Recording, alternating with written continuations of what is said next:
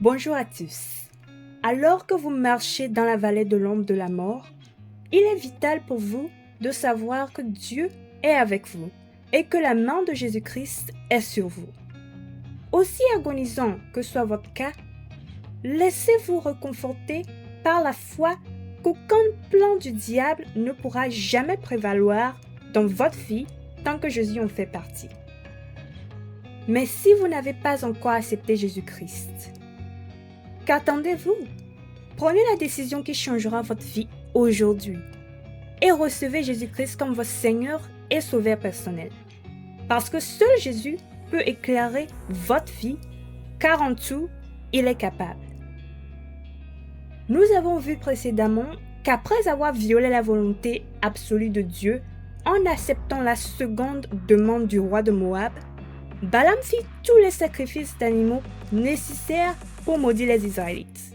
Mais quand le moment fut venu pour lui de parler, Dieu prit le contrôle de sa langue et tourna chaque parole en faveur des Israélites. Et cela parce que, comme il a déclaré initialement, ses enfants sont des personnes bénies. Aujourd'hui, nous allons apprendre pourquoi il est important de se rappeler en temps de bataille que votre plus grande bénédiction est Jésus-Christ. Alors, sans tarder, c'est parti. Soit par expérience ou par connaissance acquise, vous l'avez peut-être déjà compris que l'ennemi n'abandonne jamais, peu importe le nombre de fois qu'il perd. En effet, même après leur humiliation, la Bible dit que Balaam et Balak, rois de Moab, tentèrent encore de maudire les Israélites en faisant d'autres sacrifices dans un autre lieu. Maintenant, pour voir ce qui s'est passé cette fois-ci, quand Balaam a ouvert sa bouche pour parler, allons dans la Bible, dans le livre de Nombres, le chapitre 24 au 17e verset, qui se lit comme suite. Je le vois, mais non maintenant. Je le contemple, mais non de près. Un astre sort de Jacob, un sceptre s'élève d'Israël.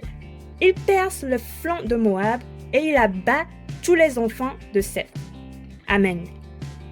Encore une fois ici, bien que Balaam ait ouvert sa bouche pour maudire les Israélites afin que Balaam puisse les combattre et les chasser, il ne pouvait s'empêcher d'énoncer la projection que Dieu lui avait permis de voir à propos des Israélites. Dans la première partie du verset 17, Balaam dit qu'il voit dans le futur un astre qui sortira de Jacob et un sceptre qui s'élèvera d'Israël. Ici, l'astre et le sceptre mentionnés font tous deux référence au Seigneur Jésus-Christ, en tant que le roi des rois, qui était, qui est et qui vient. Mais pour mettre les choses en perspective, sachez que cette parole a été prononcée par Balaam à environ 1350 ans avant Jésus-Christ. Chose qui témoigne à tous ceux qui ont donné leur vie à Jésus que tout comme Dieu a prévu que le roi des rois viendra de sa nation bénie et que cela s'est produit, c'est de la même manière que Dieu a façonné dans la vie de ses enfants de grandes choses qui se manifesteront sans aucun doute, peu importe ce qu'ils vivent actuellement dans leur quotidien. Dans la deuxième partie du verset 17, nous voyons Balaam déclarer que le roi qui viendra d'Israël écrasera les flancs de Moab et tous les enfants de Seth.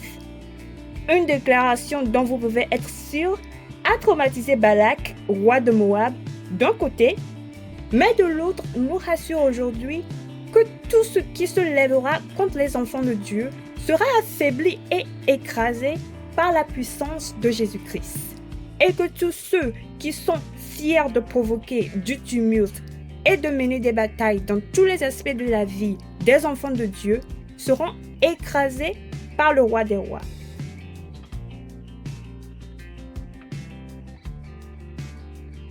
Bien-aimés en Christ, il est essentiel que vous sachiez que si les paroles prononcées par Balaam sont pertinentes pour les Israélites, elles le sont également pour vous et moi aujourd'hui. Car lorsque nous donnons notre vie au Seigneur Jésus-Christ, il devient notre plus grande bénédiction en illuminant notre vie et en nous donnant puissance et victoire sur toutes les batailles et les guerres menées contre nous, confirmant ainsi qu'en tout, lui seul, Jésus-Christ, est capable.